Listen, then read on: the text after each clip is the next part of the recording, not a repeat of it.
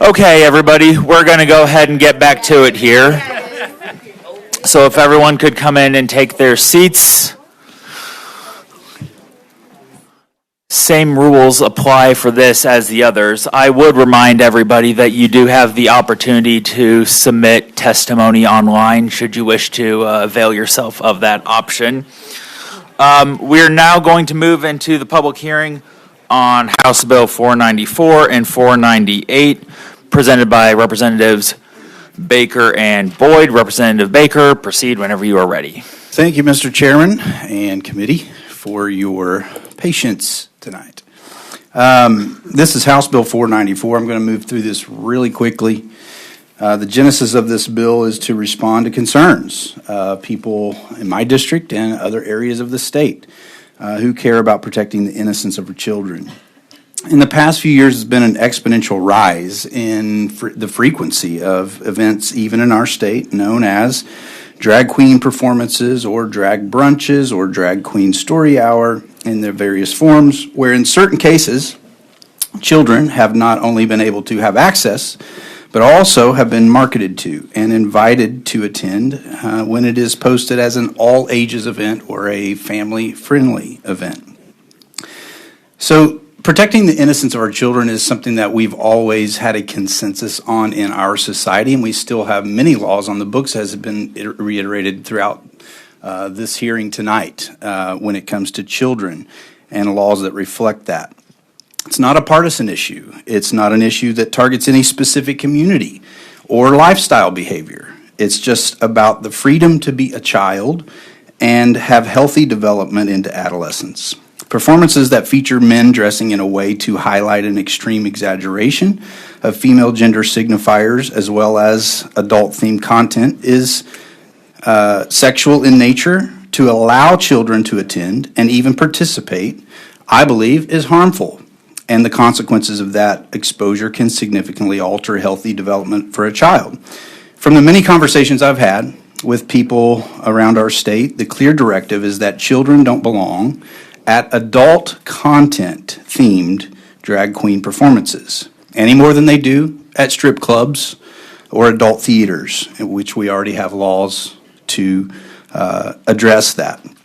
And I tend to agree with those people. So what does the bill accomplish with the language? It expands our current adult cabaret statute, Chapter 573, to include a definition of adult cabaret performance. So a performance in a location other than, and I'm reading directly from the bill, other than an adult cabaret that features topless dancers, go-go dancers, exotic dancers, strippers, male or female impersonators who provide entertainment that appeals to a prurient interest, or similar entertainers, regardless of whether performed for consideration.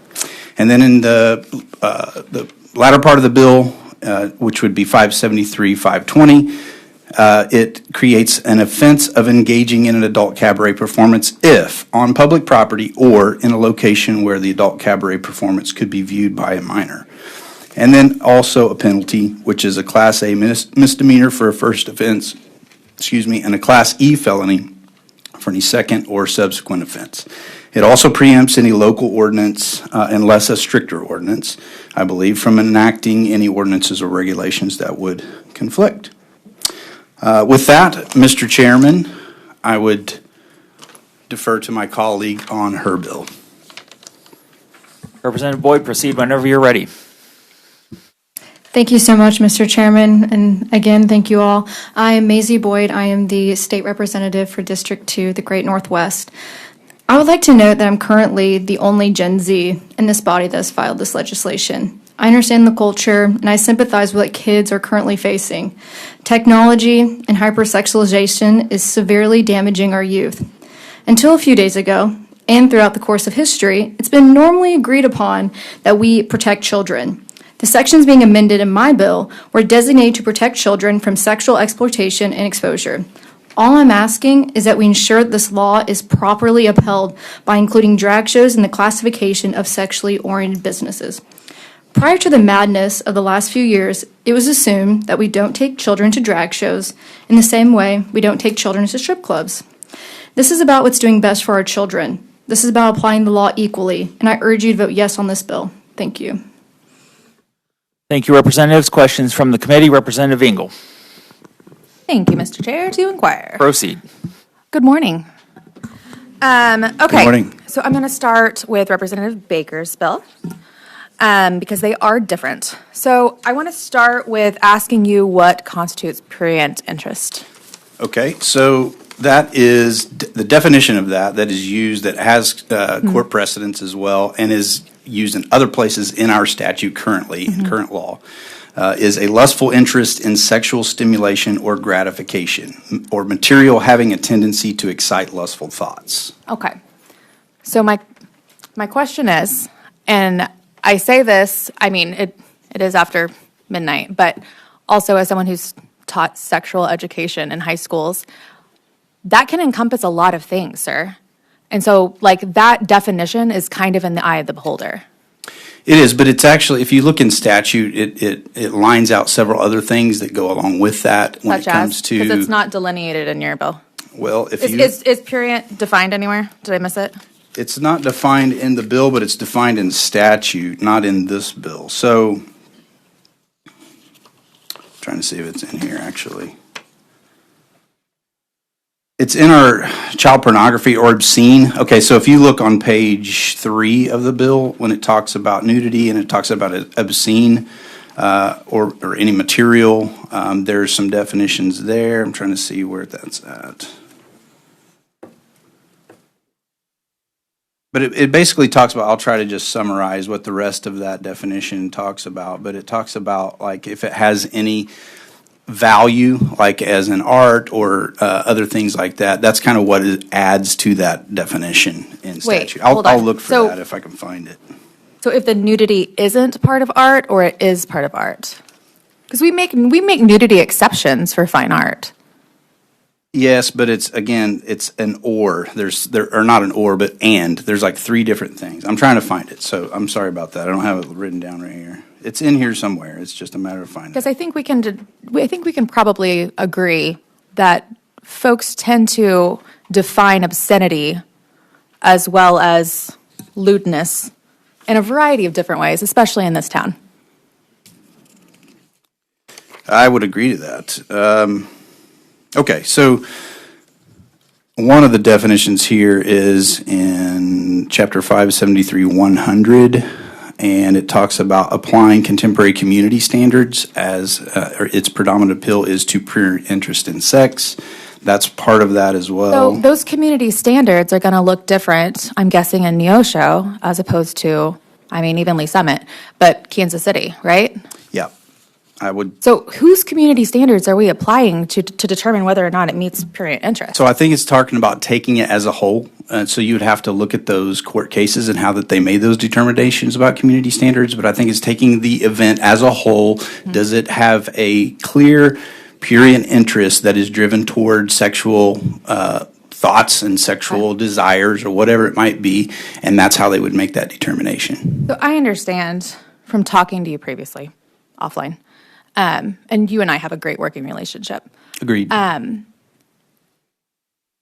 This Maybe has been not a this late at concern. night, but- This has been a concern for you longer than over the last week. It has. So Okay. 2 years ago, I filed a bill that tried to deal with this in a different way because it was just regarding the drag queen story hours in libraries, public libraries with public funds. And so you disagreed with those. Were you saying that there was a prurient interest happening in those drag So queen story hours? that bill also had prurient interest language in Right. it, yes. Okay. So were you saying that that was happening, that there was lewdness, obscenity happening? There has been, yes. Okay. And did you attend those? No, I didn't attend. Okay. So the event that happened that kind of spurred this wild rush to have all of these bills was an event that happened in Columbia last week. Is that right? Not my bill. My bill was filed before that. Sure. The mad rush to have these hearings. That's not my Okay. decision. Okay. The public outrage. Was there any prurient interest that you know of? Are you talking about specifically the Columbia incident? Uh-huh. I watched a partial video of that. I didn't see what my So it bill didn't would meet cover. the standard. So it would not fall within the guidelines. That's of your bill. correct. Thank you, gentlemen. Yep. Okay, Representative Boyd, let's talk about your bill. Can't wait. So, and I know that some of my colleagues are going to go further into this, but your language makes zero distinction between drag related to theater, church productions. Several of us are music theater kids in this group. So, I mean, the immediate thought that came to me was Peter Pan, which Peter Pan the musical, the lead has always been played by a woman. And so that would violate your bill. Would it not? You know, growing up, the Peter Pan movie that I always watched, the man was Peter Pan. So I guess I haven't been to a play. You haven't seen the musical? No. Okay. South Pacific, Tootsie, Bosom Buddies, Mrs. Doubtfire, MASH. Yes, I know MASH. The former mayor of New York City, Rudy Giuliani, big fan of doing drag. So all of this would be in violation of your bill. You know, my bill is just preventing minors from attending. That's, Musicals? Rodgers So- and Hammerstein? well, in the sexually oriented business, I'll read, this is on page 2, and this is pretty much throughout the entire bill. Sexually oriented business. An adult cabaret or any business which offers its patrons good of which a substantial or significant portion are sexually oriented material, or at any nightclub, bar, restaurant, or similar commercial enterprise that provides an audience of 2 or more individuals a drag performance.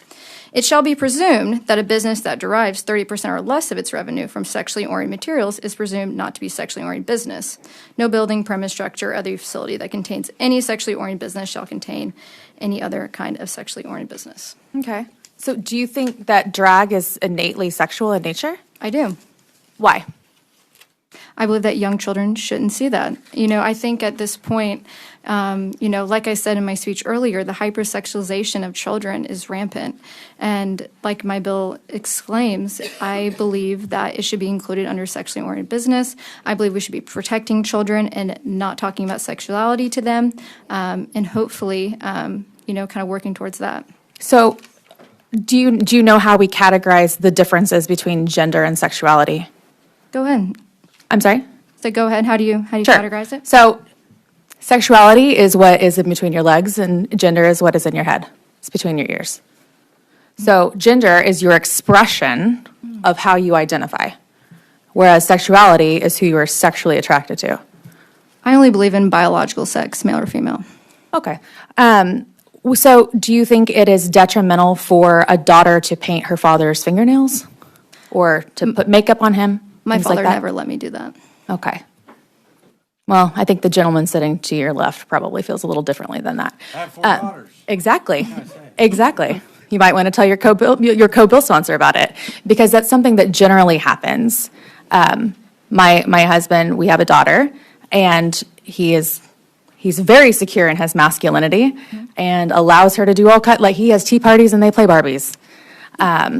And there's nothing sexual in nature with that. And I do want to also talk to you a little bit about grooming as well, because I know that that's been something that we've been talking about in these bills and that there's concern about.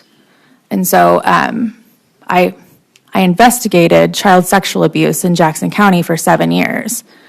And I never had an alleged perpetrator that was a drag queen. Had a lot of pastors, unfortunately. Had a lot of brothers, had a lot of uncles, next door neighbors, friends of the family. So grooming isn't generally, it's about developing a rapport and a relationship where there's an abuse of power and abuse of trust, and they break down those barriers systemically and methodically in order to gain access to a child to then sexually abuse them. And that is not anything I have ever seen or that has been reported the entire time I worked for the Children's Division. So I just want to be really clear about that. Thank you. Any other questions for the bill sponsors? Representative Lavasco, To inquire. proceed. Thank you. Good evening, morning. Both of you two and I share quite a bit, I think, politically, and it is somewhat unusual for me to be in a position to be critical of your legislation. But I do have some concerns on both of these, mostly on a very technical level. Representative Baker, I'll start with you. I'm going to assume from your testimony that your intent with your definition of adult cabaret performance is that the prurient interest be a component of all of the various listed examples. But the structure of the sentence suggests otherwise. I would read this to mean that a go-go dancer or a topless dancer in and of themselves would meet this requirement to be an adult cabaret performance, even if there was no prurient interest involved. You don't define a particular gender involved in the topless dancing.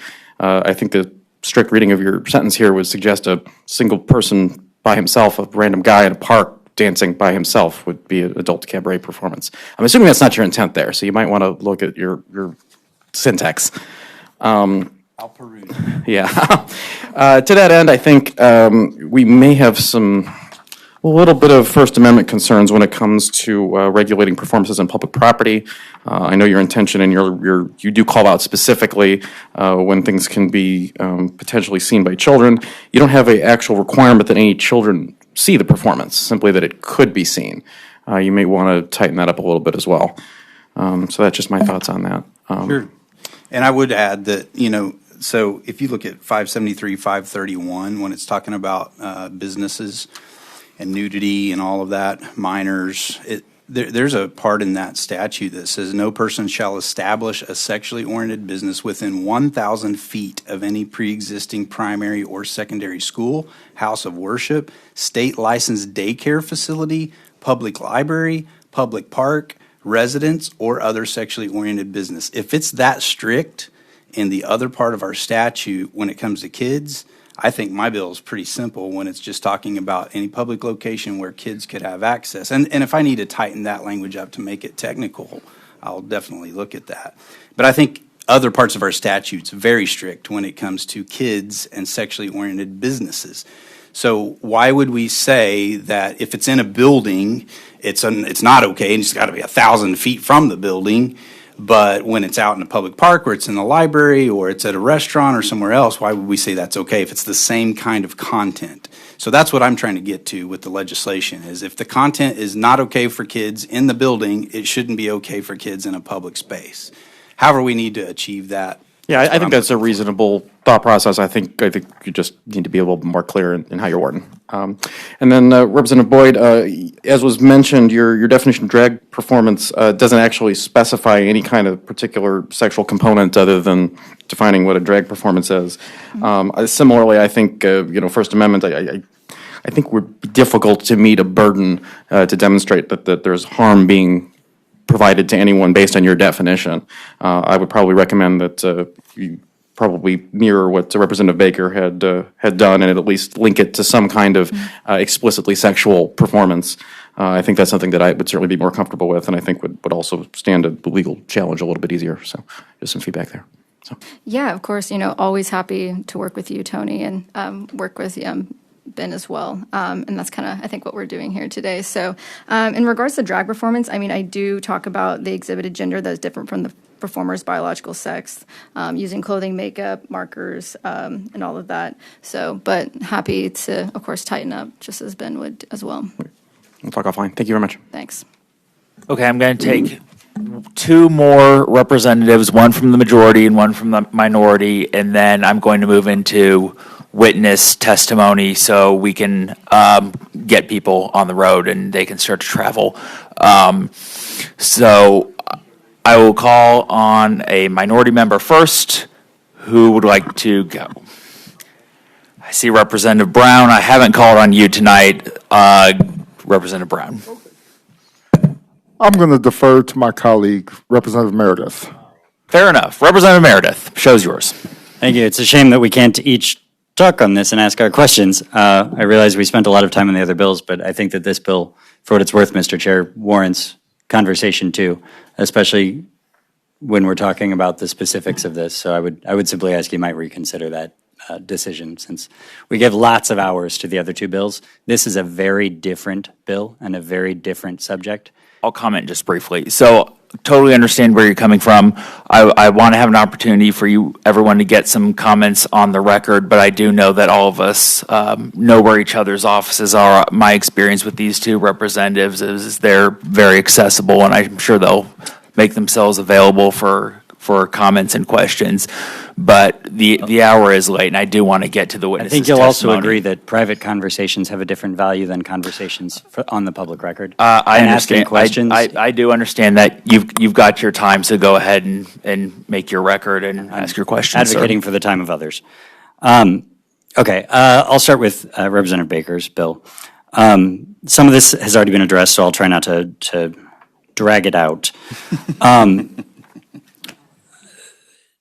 Prurient interests, is your intention to mirror obscenity law of what is appealing more to prurient interests than anything else? As to the definition, probably so, yes. Okay. As Representative Velasquez said, I think you probably need to change the language just slightly, especially making sure that that applies to all of the other types of dancers listed and the similar entertainers. Otherwise, what I see here is exotic dancers. What does that include? I think there's a definition of that in the statute. I don't believe so. If there's a belly dancer at a restaurant, is that now an illegal show? I'm getting there.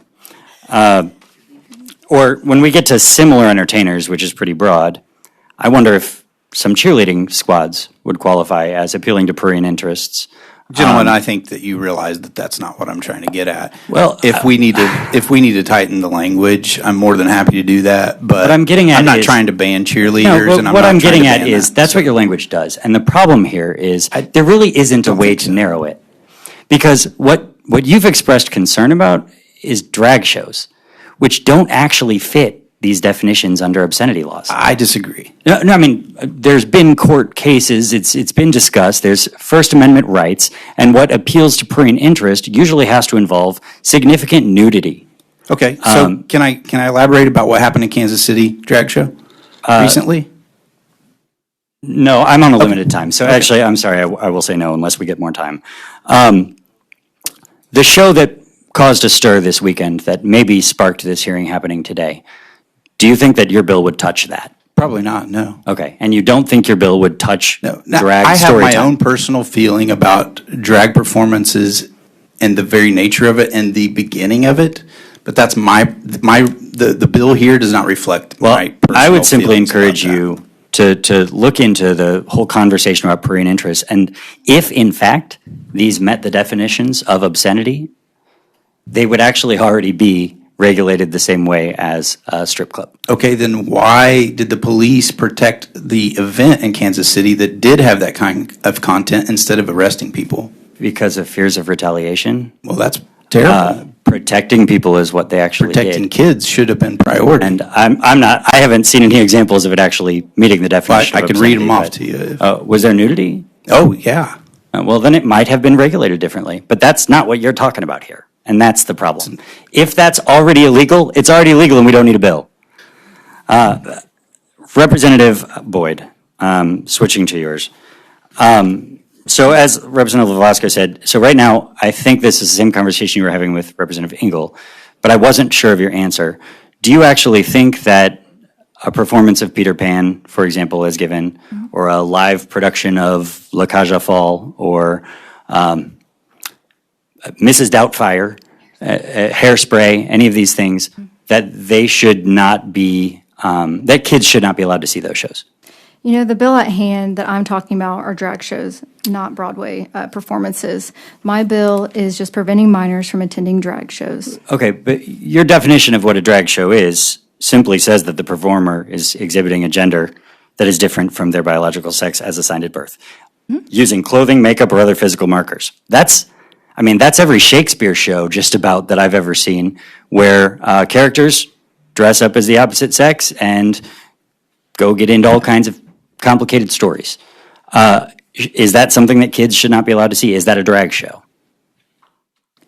Like I said, I believe that children should not be able to attend a drag show. So you just don't want to answer whether you think that qualifies as your definition of a drag show? I don't believe Shakespeare is the Okay. same as a drag show. Well, I appreciate that answer because your definition says otherwise, and I would encourage you to change that. You also said that your whole purpose here was just to make sure that kids can't see drag shows, but you actually categorize them as an existing adult cabaret and sexually oriented business. Correct. Which have a whole lot more restrictions on them than just whether or not kids can attend. Are you aware of that? What restrictions are you referring to? Well, even Representative Baker mentioned a number of them with zoning restrictions and where they can be located, licensing requirements in a lot of places. Some places, I think they're straight out banned. I don't think they can exist in St. Louis City, for example. Is your intention to treat anywhere that has a drag show, anywhere that has drag story time, anywhere that has any drag performers performing, that place should be subject to the same limitations as a strip club? Yes. Okay, thank you. Yep. Further questions? Representative McMullen, Permission to inquire. proceed. Thank you, Chairman. As you know, Representative Baker, I'm from the Kansas City area, and I've currently heard about an instance called the KC Mo Drag Queen Christmas, and there's some instances of some. Sorry to interrupt you, Representative. We're having a little hard time hearing you. Thank you. Sorry, as you know, I'm from the Kansas City area, and I heard there was an instance called the KC Mo Drag Queen Christmas. Can you go into that? Can you elaborate on some of the instances? I can do that. And I'll preface this too with the fact that this is about protecting kids from adult content for me and my bill. That's what I'm trying to get at. I never cared about drag queen events until kids started getting invited and kids ended up being invited to participate in these shows, such as stuffing money in the underwear of the performer. I have a problem with that, and I have videos and pictures that show this stuff. Now, some of these things happen in different places, but this is specifically from the Kansas City, Missouri Drag Queen Christmas. Even the tip jar that was there, that was used for people to put money in, was sexual, labeled with the words, "Put the tip in, see how it feels." Advertisements read this: "All ages welcome, warning, adult content." They were simulating sex in the show. They were talking sexual things to the crowd. They were sexualizing children's stories in this event. I have videos including very sexually explicit content of nude or semi-nude performers dancing, gyrating, simulating sex acts while interacting with children in attendance.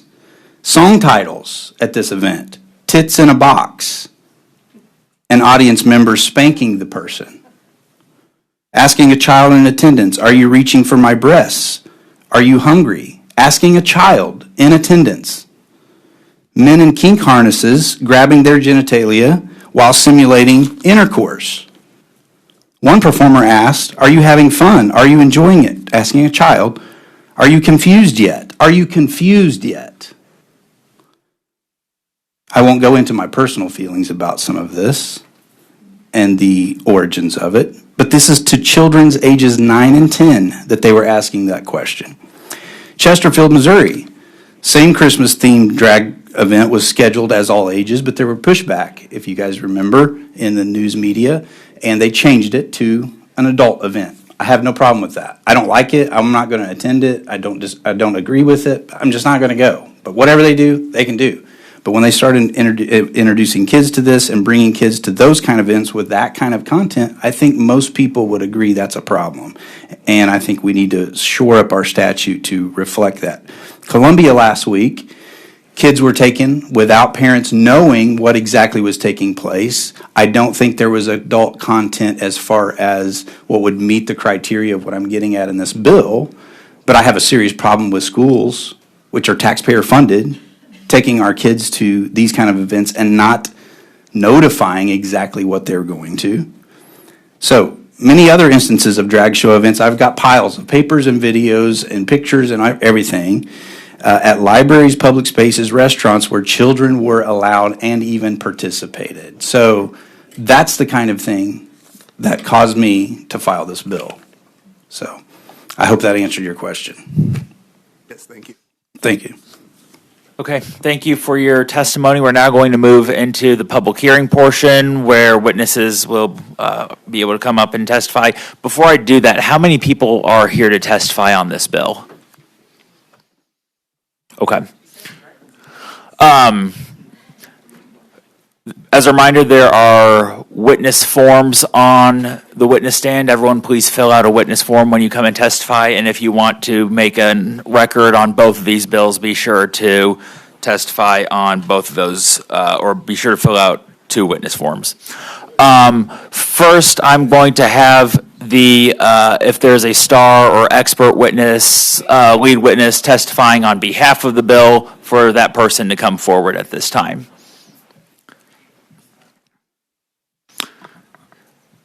Is there anyone to testify in support of the bill?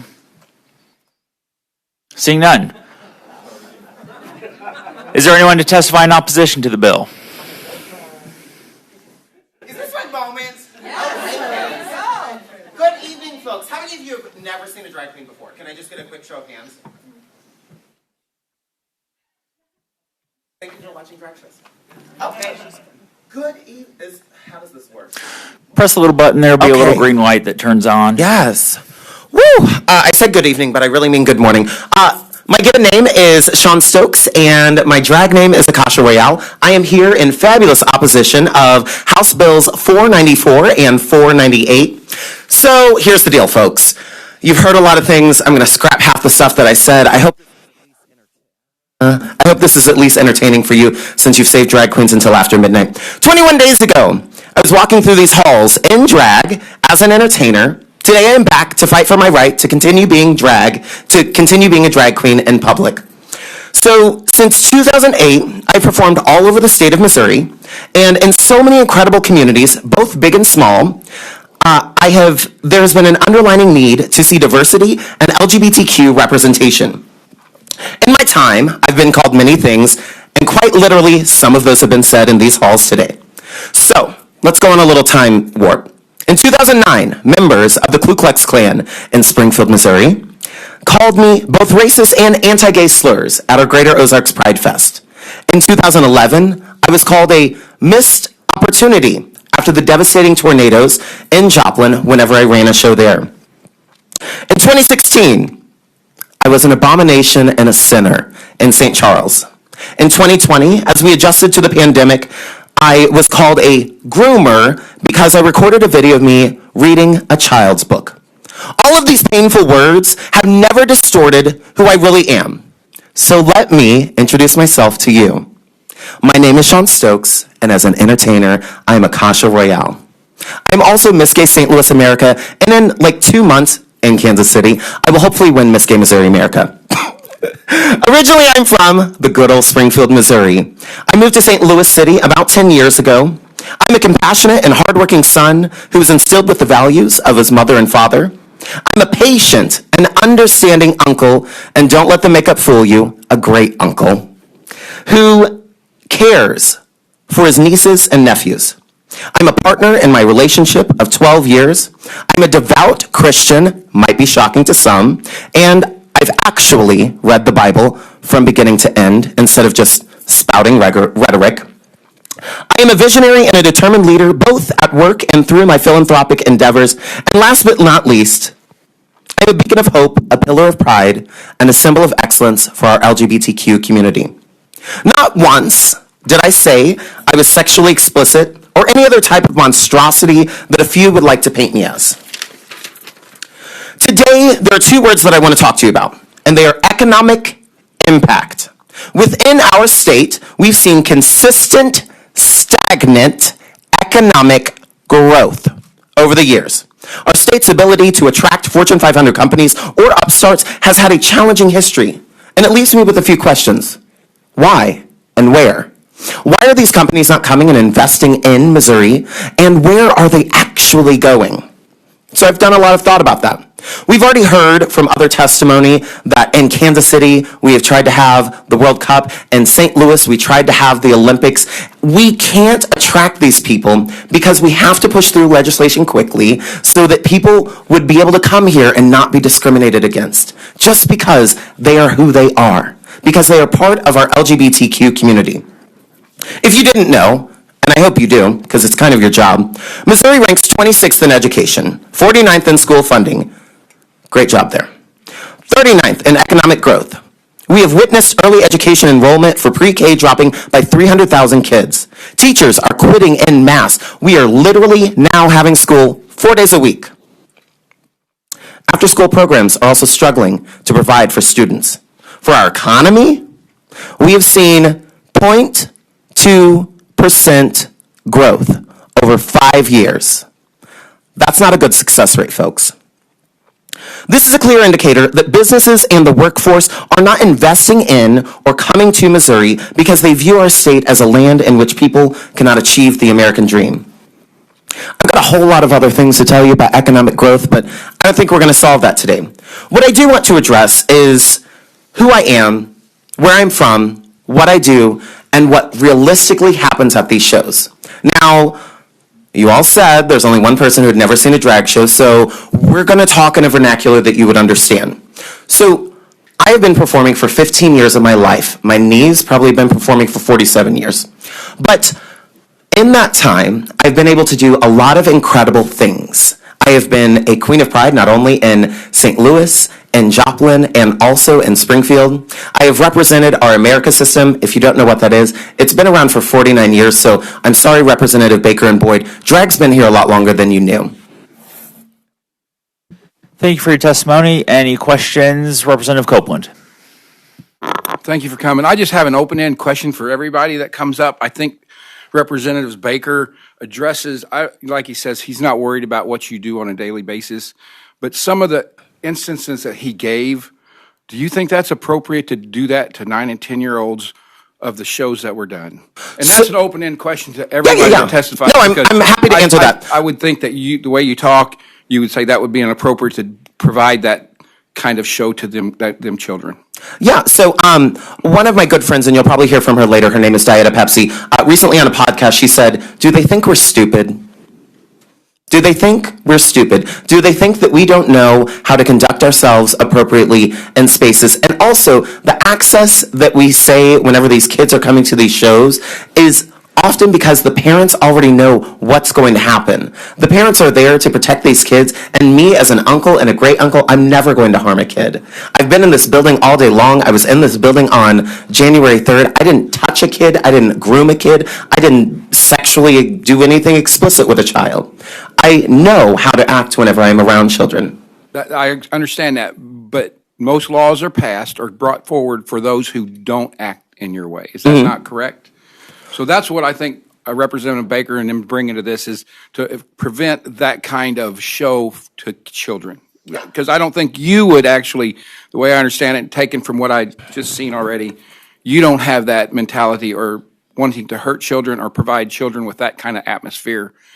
That's where I'm going with that, because there's a group that obviously don't have the same, morals or ethics as you do when you do your show. Yeah, so let's just note on the facts that I've already provided you. So drag has been at its easiest form through pageantry here in this state for 49 years. If you don't know anything about drag pageantry, it's kind of like real girl pageantry. We wear the crowns, we wear the gowns, we don't wear the swimsuits, thank God. But it's been here for such a long time, and there's never been a threat towards anyone. Well, will you answer the question as far as, do you think that was appropriate if the facts that Representative Baker brought at that show in Kansas City, would that be an appropriate drag show to provide to children? That's all I'm asking, if you think that was an appropriate show, if the facts that he brought to us are accurate. If they are facts, I would love to see them. Whatever this catalog is of drag paraphernalia, I would love to see it, because the experience that I've had, especially with those drag queen Christmas shows, with people who get paid a heck of a lot more than me, they aren't crossing those lines and they aren't engaging in that behavior. So I've not witnessed that. Maybe he's going to another type of drag show on the other side of the street that I've never been invited to. I think he has video, but we're just trying to get to I'd love to see it. People that do that, Share we it. don't want that to happen. I want to see it. I don't think they want to stop your show from going on to adults. So thank you very much. Thank you. Yeah, I don't get to pick sorry, I normally host drag shows, so I get to pick who talks on the mic and who doesn't. Representative Quaid. Thank you. Good morning. Thanks for being here. We've spent a lot of time today talking about youth and our concerns for youth. And throughout all of the bills that we've heard, we've talked a lot about the increased rates of suicide attempts or actual successful suicides within the LGBT youth population. We know, we've all heard the stats all day today. I would like you to give an anecdotal story or perspective from when you perform and you have an interaction with an LGBT youth who it might be the very first time that they see someone in drag, how that makes them feel, how they convey themselves to you when it comes to their safety mentally. Could you just talk a little bit about that? I've noted on already that I'm an uncle and a great uncle, and I want to tell you about a time when I have ensured that my niece was not safe, and when I have ensured that she was safe while I was in drag. We used to ride bikes a lot whenever we were kids, and we would go down this hill over and over again, and it was getting dark and late, and we decided that we were going to do it one more time. Gabe flipped off her bike, and a rock went in her forehead, and I didn't know what to do. I wasn't a drag queen at that time, which might have helped because I could have had more fabric to make a tourniquet, but I cared for her then. Fast forward to whenever she was celebrating her 21st birthday, she came to the first drag show she was able to see me in at that time because the bars didn't allow it before then. And we didn't have drag queen story hours or any of those other things or festivals that she could attend. And it was the first time that she saw me in my full authenticity. I know that the crown and the wig and the suit and the strut and the voice and the jewelry and the makeup is a lot.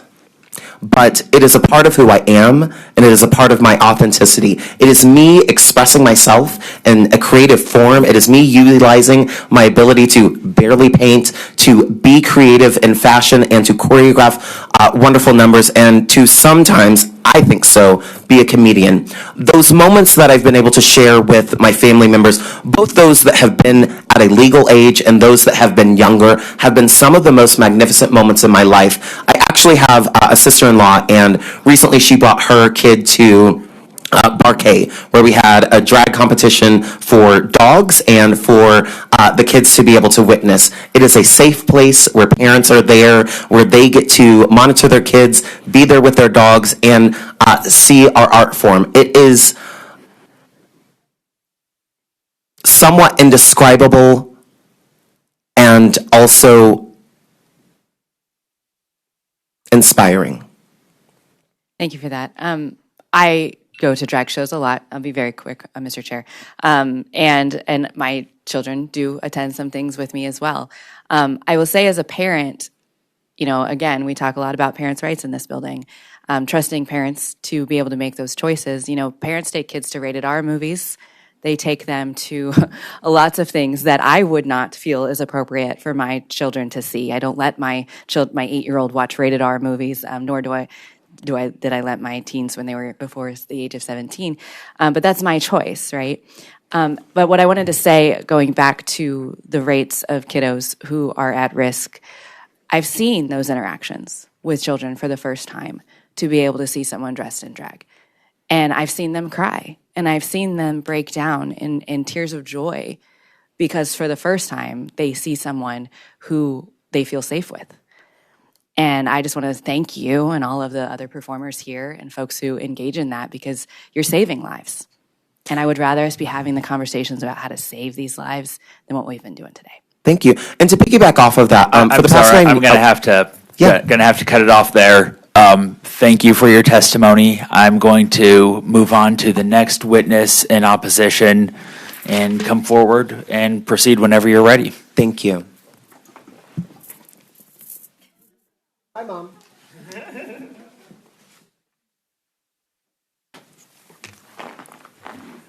Good morning, everyone. Can y'all say it back? Yes, thank you. My name is David Hall, or my drag name is Casey Adams. I am the current Miss Gay City of Columbia, America, along with my sister, Akasha Royale. If you don't know me, or if you can't recognize from what I'm wearing, I am one of the 3 queens that sparked the huge Backlash at Columbia for the diversity breakfast. And I want to talk to you about my process preparing for that performance. I got a message from Inclusion Plus back in December saying, hey, we have this really great opportunity for you guys, especially David as Miss Gay Columbia. This is going to be great for you. It's diversity. This is something you strive for. It's family friendly. So make sure that your songs are uplifting and empowering and does not have any curse words, and that you dress appropriately. As someone that is also an actor, a designer, a stepfather, I know what to do in that situation. I'm like, what would I want my kids to see? What would I want my kids to see me perform? And so I chose songs as well as my sisters, and we did Hold On by Wilson Phillips. Apparently, some straight white people do not like Hold On by Wilson Phillips, because as we were walking through the audience, there was a lot of love, but then there was also those few people that just looked me dead in the eyes, kind of like this sir is looking at his phone. They didn't want to pay attention. They didn't want to make eye sight with me. But what I was able to talk with them about was that I strive for racial and LGBTQ diversity and inclusivity in everything that I do. And as a mentor, not only to my kids, but as to other youth in the city, I want to see them thrive. And I do not want them to see me in any bad light. So seeing the Attorney General, Caleb Rowden, which I'm going to guess he's never been to a drag show, the same as Governor Parson. For them to label what they saw on Libs of TikTok, which is not a credible source at all, to have them label us as adult entertainment and adult sexual performances endangering minors. I really would like you all to look at my jumpsuit. I'll give you another little turnaround real quick and see what about this is showing off anything sexual. I'll give you a moment to appreciate the jumpsuit. Here it is. The only actual skin you can see is neck up, hands, and the bottom of my feet if you look real close, because I'm wearing dancer tights that you can see the bottom of the foot. So I don't really see how a G-rated performance, which apparently doesn't fit the bills that are being proposed, but they are, because that's why wouldn't they be pushed? Thank you all. I'm open to questions. Thank you for your testimony. Questions from the committee? Representative Copeland. I'll ask the same questions before. The bill that Representative Baker brought forward is for pornography, nudity, and it sounds like the Columbia thing that you went to did not provide that. Do you approve of that kind of drag show to children? Is all I asked. That's just a generic question that I want to ask each and every one of you. If there was nudity in children, do you agree with that? So with a drag show, you will rarely see nudity. I know that, but I'm asking you your opinion on if that wasn't appropriate for that age group to have drag do nudity. It's just a yes or no question. Well, it's more than a yes or no question. Do you believe that nudity should be provided to children at a drag show? No, but then at the same time, there is ballets that I got that. have... I just think Representative Baker's bill is addressing that kind of a performance from a drag show. So then that would open the question: if what defines drag? Well, if it's putting on features that are... I think he's defined what kind of drag to children would not be provided, but you can provide it to an adult in any form or fashion you like. We're just addressing the performances you're talking about. I do not feel his bill would affect you or you on that type of show. I think if you want to put an upstanding drag show on to adults, any fashion you want, but when you get into children, I think we're just addressing the children and below. I mean, I don't think he wants to stop you from doing drag. I disagree. I think that bill goes to where children and below certain things should not be provided. I think that's the only question I have. And you have the right to do what you want, but we just need to make sure them shows don't go too far with our children. The biggest thing is also the parents. The parents also have to be very mindful. They have to do the research themselves. They can't just fully just let their kids go off. Pretty simple. if you agree with nudity to children is all I was asking. No, I don't agree to nudity I of think children, that's the only but then thing that his bill is also on. opens up, if he's wanting it just, don't let kids see nudity in drag shows, that also, or he's saying that drag shows only provide nudity, then that opens up, what about dancers? What about ballet? What about theater? What about men in Shakespeare, or like Well, Representative I don't think Ingalls this saying bill with Peter Pan? addresses that like I think he was pretty forward with, this is what he was trying to prevent from happening to our children. I don't think he would, I think he even said Shakespeare and them weren't necessarily included in what his intent was. I just want to get that forward, is I don't think his bill is directed towards you if you're doing drag shows to adults. So, and I appreciate you coming, so thank you. Thank you. Representative Meredith, To inquire. proceed. First of all, thanks for being here. Thanks for explaining a little bit about the variety of shows that you do. First of all, I want to be clear, intent is not what matters in the law. The words on the paper are what matter.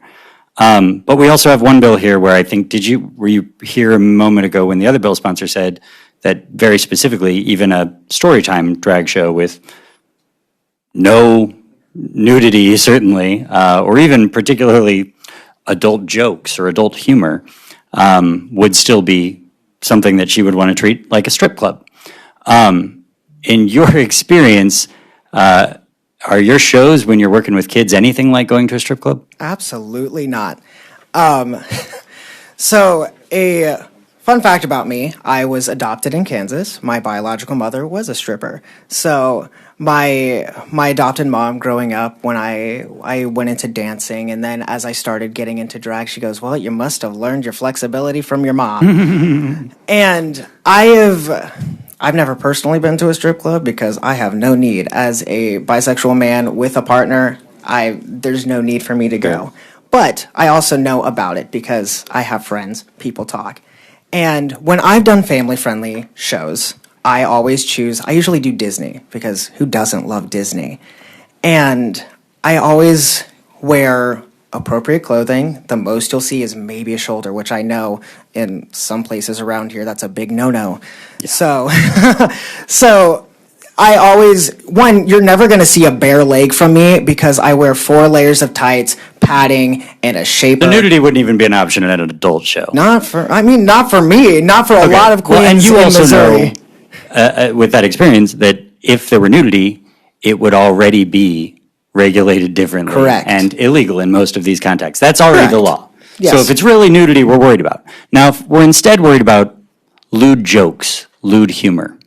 You seen many PG Disney movies lately? Because there's a lot of lewd humor that goes over kids' heads. That's not even in a PG rated or PG-13 rated movie. Not to mention, like we talked about, PG-13 Correct. or R movies, which might have some far more troubling things for kids to see than jokes about sex that might make someone clutch their pearls.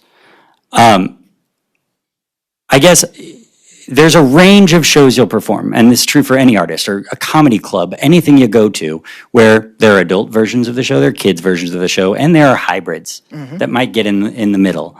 And really, when parents decide to take a kid to that show, they're making a decision of what they're comfortable exposing their kid to. But as long as it's not a strip club, our obscenity laws don't come into play, right?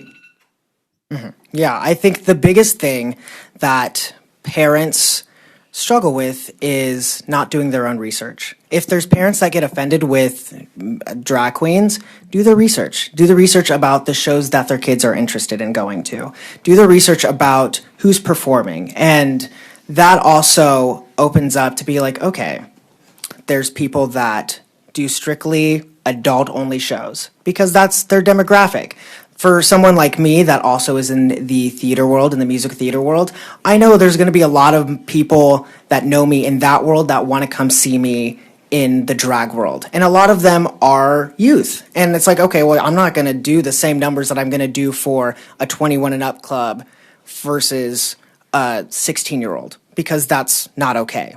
Thanks. I'm going to cut you off there. Time's expired. Thank you for your testimony. I'm going to ask the next witness in opposition to come forward. Thank you.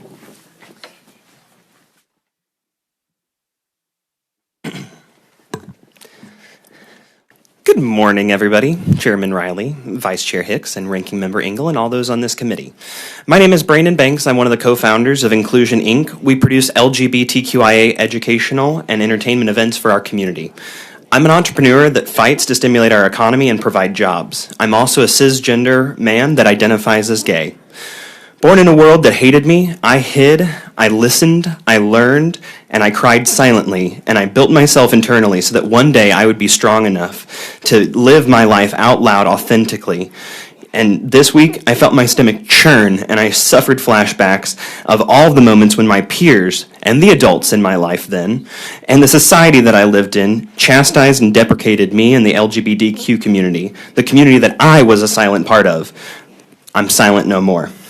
I've heard the battle cry, and I want to respond.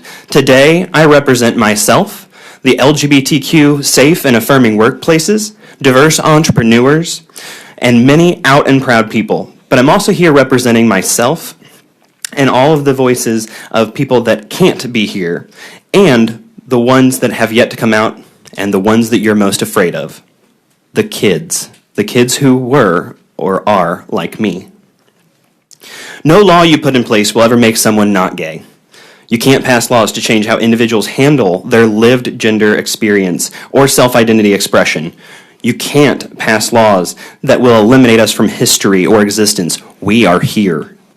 2 complaints were received from parents wanting to control the content of the city's message of diversity. What if those complaints were about the female keynote speaker's multiple references to her wife, or the inclusion of multiple faith-based messages that we all sat there and were part of and participating in? Drag is not inherently sexual. Can people make it sexual? They sure can. That's a creative choice. From circumstance to circumstance, situation to situation, entertainer to entertainer. Are all movies or songs or art pieces sexual? Nope. Can they be? Well, of course. Some, like Michelangelo's sculpture of David, and many other sculptures of paintings, feature nudity. I remember learning about anatomy in school during science class. Was that sexual? We specifically scheduled performers committed to sharing a general audience-rated, family-friendly, uplifting, inclusive message during a diversity breakfast. These bills are built to limit opportunities, ostracize individuals, and are contributing to the extreme damage of mental health stability in adults and youth across our entire nation, not just here in Missouri. Did you know 45% of our youth contemplate or attempt suicide, and having just one affirming adult can save their life? Did you know that students in LGBTQ affirming schools experience lower suicide rates, consideration, and attempt rates? Being included saves lives. There are many representations of diversity at that breakfast, racial, religious, and cultural, including drag performances which celebrated another group being authentic to their own identities. Diversity is about everyone. It's about learning perspective and unlearning our biases. It's about finding common ground with others despite your differences. I'm opposed to all of these bills today for me, myself, my family, my community, and I oppose the way that they're being brought in such an expeditious manner to this committee. I urge each of you to vote against all of these bills and implore you to be good stewards of your diverse constituencies across Missouri. Vote for no hate in this state, please. Thank you for your testimony. Any questions from the committee? Representative Reuter. Just an inquiry. Proceed. So you were part of this breakfast that we're hearing about in Columbia last week. Inclusion Plus was the featured closing entertainment for the Columbia Values Diversity breakfast. And what was your role in that? I'm one of the co-founders of the organization, and I am also listed as our Director of Sales and Marketing. Okay, so were you involved in the Christmas event? No, that's a unrelated opposite group. How would you describe? Is there a way that you could differentiate what they're describing happened in Kansas City versus what the type of entertainment that you're providing? Yeah, what you're asking for requires a lot of framing and context, so I don't know if I'm going to do an exact perfect job of this. But essentially, that's a large national entity that may or may not be regulated by, stage managers on hand. They may have more run of what they want to do, being celebrity drag entertainers that, as Akasha said, are paid umpteens dollars to show up and do, a show. Inclusion Plus takes very seriously how we portray our community, how we impact the people that are in our audience, and what content we put out. We have, at least 5 people on our steering, committee that at any time are reviewing what we are doing, how we are approaching our community, and what we are offering at the end of the day. So, in relationship to this, we had meetings where we talked about what is appropriate for an all ages audience. Not to be said that we also we have for the last 3 years been operating as a business, launching all kinds of different LGBTQIA entertainment, and we have never had any parent come back and say this was sexualized, this was sadistic, this was a bad, ill influence on my child. And moreover, I think to the representative's note here in the front, she brings her children to drag shows because she, as a parent, says having them exposed to inclusive environments and people that share supportive culture is important to save their life, to make them feel accepted, to help them see who they are and see other people like them exist and be happy and productive and committing members of our society. Did I do okay? Because, that's a national entity that I can't do anything about controlling, and we have a very tight grip on how we try to produce content. Okay, thank you. No, I appreciate your time. Other questions from the committee? Okay, we'll move on to the next witness. Next witness in opposition, please come forward.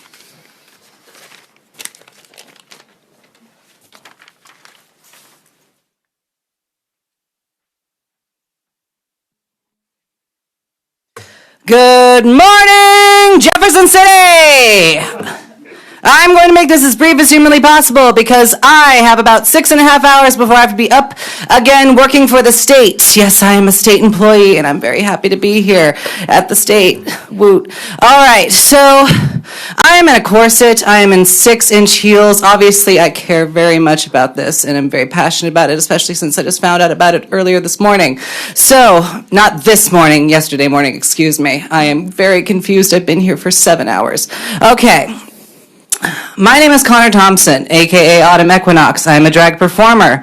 I perform drag storytime at both Skylark Bookstore in Columbia, Missouri, and the Dandelion Cafe in Ashland, Missouri. Since drag storytimes began, drag performers at these storytimes have been subject to physical violence, online violence, and I personally have had to deal with the continued trauma of having drag story times and drag performances in general geared towards children, correlated to childhood sexual abuse.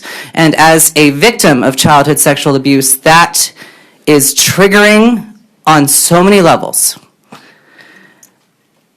We need to be teaching children that otherness is okay. We have to teach them from a young age. We need to teach them that Black lives matter, that trans lives matter, and that drag queens are the best gateway to that. And I'm going to use a personal reference for this. I have known I was gay since I was 3 years old. And I did not know that it was okay to be gay until I saw the film Tu Wong Fu, Thanks for Everything, Julie Newmar, when I was 6 years old.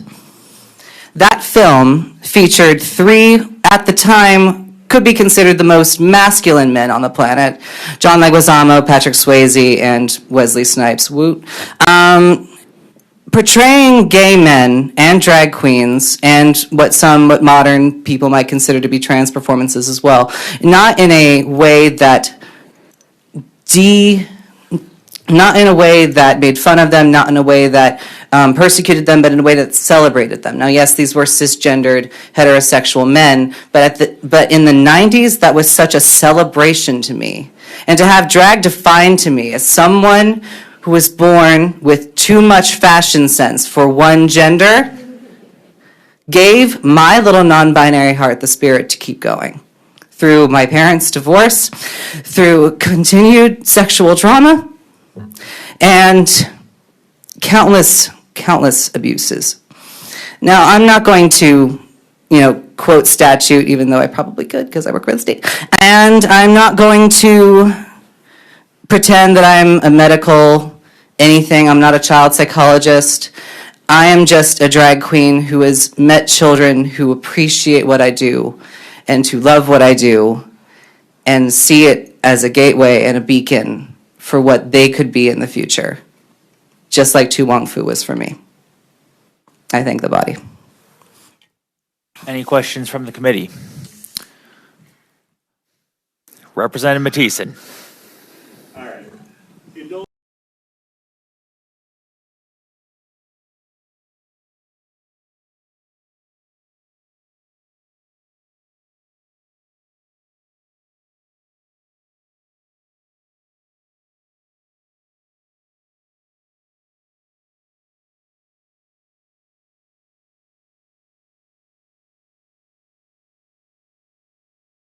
Number one, I see you and everybody else here as human beings. I see you as adult entertainers, and I love the entertainment that I've been exposed to in my life. Anyway, now as a banquet manager, I have hosted, because you've rented space, your community has rented space for my hotel to have competitions.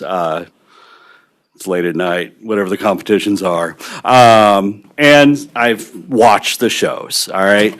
Seen a whole lot of hilarious humor, a whole lot of sexually suggestive dancing, everything that many adults love. I thought it was hilarious, and watched many dollar bills thrown up on the stage, which happens in certain adult situations. As an adult, going out with friends, I've been to the Grove, I've been to the bars, I've been to Naughty Girl. I've seen many different, great adult performances. My contention is I just have a really hard time separating the adult performances to what's appropriate for a kid. When I hear the bill sponsors, list of conversations, activities, with a 9 or 10-year-old child, if all of that's true, that breaks my heart. That makes me angry because my son's 10 years old. And as a father, I don't bring him to such activities. Which is your right as Which is my right, parent. So I guess it's more about, to me, access. For instance, so I'm looking around. I called a venue in St. Louis, hosting a show on February 19th, and I said, hey, can I buy tickets for myself and my son?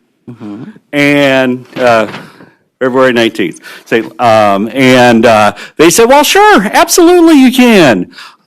And then, somebody, that person was like, but, do you really want to? And I'm like, well, what do you mean? I'm like, have you been to a drag show before? I mean, I know it's a brunch, but there's going to be a whole lot of adult humor and a whole lot of sexual stuff going on. Are you sure you want to bring a kid? And I said, I appreciate you letting me know. I'll think about it and call you back. So I'm looking around at ways that our kids could be exposed. Now, only a moron parent would show up to this show not anticipating the entertainment that's going to be provided. I'll just cut the BS and say that right out. But I also love tacos. Like, my kid loves tacos. I love tacos. And if I was eating tacos, not expecting this show, I'm sorry to we'd have a interrupt, problem. but that's 3 minutes, so I think we'll have to end on I love tacos. With that, we're going to move on to the next witness in opposition. Okay. Thank you.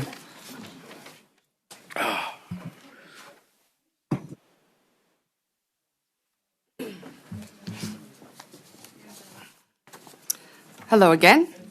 My name is Melody Ortloff. I am a constituent, a taxpayer, a licensed insurance agent, and a drag performer. I've been performing as a drag king in Kansas City for 7 years. I would wager that many of you have never heard of a drag king. We exist alongside non-binary performers, female drag queens, male drag kings, transgender performers, straight performers, and performers who don't fit the rigid mold of king or queen drag. These bills, 494 and 498, are utterly absurd. You wish to classify drag performances as sexually oriented and adults only, like a strip club. Drag performers are not comparable to strippers, and you will never see one nude on a stage, despite what Mr. Copeland, Representative Copeland, is asking. There's not nudity at drag shows. And the queens mentioned that they are covered in 5 to 10 layers of pantyhose, padding, corsets, all before actual clothing.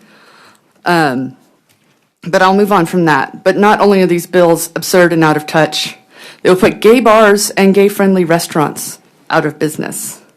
If these types of establishments are going to be reclassified as sexually oriented business, it will put an undue hardship on the owners of such small businesses. I believe that was brought up earlier, that there's a lot more regulations on sexually oriented businesses. Are many of you in the party that supposedly supports business? Not to mention, numerous performers who make their living through drag will be negatively impacted. If these bills are supposed to protect the children, they are moot point. Bars are 21 or over most of the time. There may be a few that are 18 and over, but even so, there won't be minors there. So any performance at a bar would be out of the eyesight of minors. Family-friendly drag shows or restaurants or Pride would be very careful to keep their content and performances PG in nature.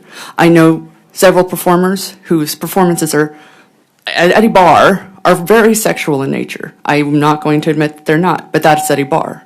And then when they perform at a family-friendly show, it's a Hamburger Mary's, they tone down and they become much more PG, and they choose their songs, they choose their outfits wisely. I will say, as for myself, I don't perform like sexually suggestive material. I am not comfortable with that. I perform a lot of comedy, do a lot of Weird Al.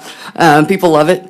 And I do a lot of country music, what's more wholesome than country music? For the most part. But again, I'm going back to the point that this would essentially make Pride illegal. And perhaps that's an intended purpose in the bills, or maybe that's an unintended side effect. But saying that drag performances on public property would be considered an adult cabaret would make Pride against the law. And we all know how that will go. I believe that these bills are not so thinly veiled attack on the LGBTQ plus community. They're attacking a problem where none exists. And one last sentence, do you want to take us back to pre-Stonewall era, where police were checking the genitalia of performers who were perceived to be dressing outside of their assigned gender?